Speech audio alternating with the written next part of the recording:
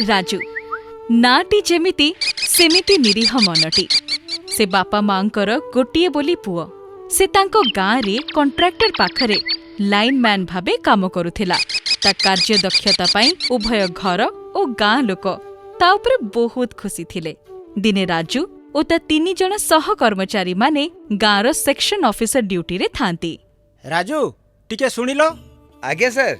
शैलेश विहार रे गुटे जगार 11 के भी लाइन लो ब्रेकडाउन हो जाइछि। तमे हरि प्रसाद आउ किशोर जाई शीघ्र सजाड़ी आसो। आगे सर आमे सजाड़ी दे आस जीवु।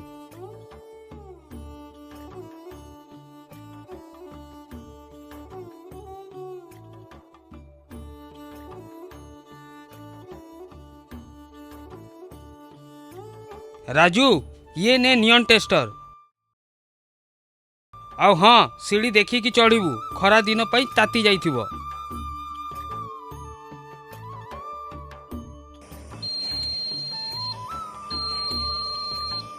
हे गला भाई एबे चलो ऑफिस को।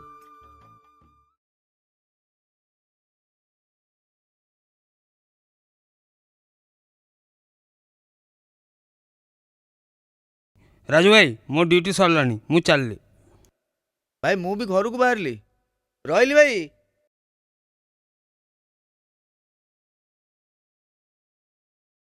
अरे बापा राजू पूरा गाँव रे कोठी भी लाइन नहीं तते ही अपेक्षा करथिलु आमे आसिलु देखिबु कोन असुविधा ହେଇची। ए पूरा गाँव रे लाइन नहीं हौ चल देखिया।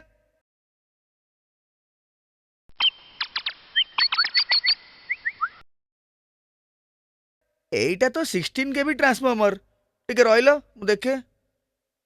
अरे अरे एट तो फ्यूजटा कटि जाइछि आ। बापू रे बहुत भलो हबो जदी सजाडी दबु।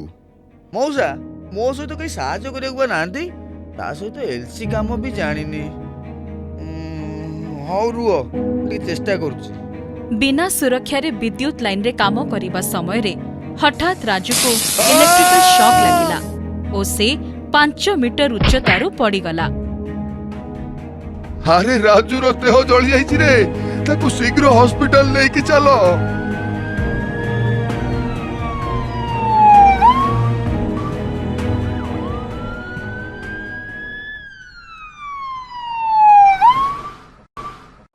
राजू तम असावधानता पाई आज तमे और तम घर लोक चिंता एवं कष्ट पाउछ। एबे तुमको कम से कम 4 मास बेड रेस्ट दरकार हबो। हे भगवान तमे की दंड देलो मो पुओ एने कष्ट पाइला एने घर केमिति चलिबो। हे प्रभु ए सब कथा मो चिंता बढ़ाई देलानी।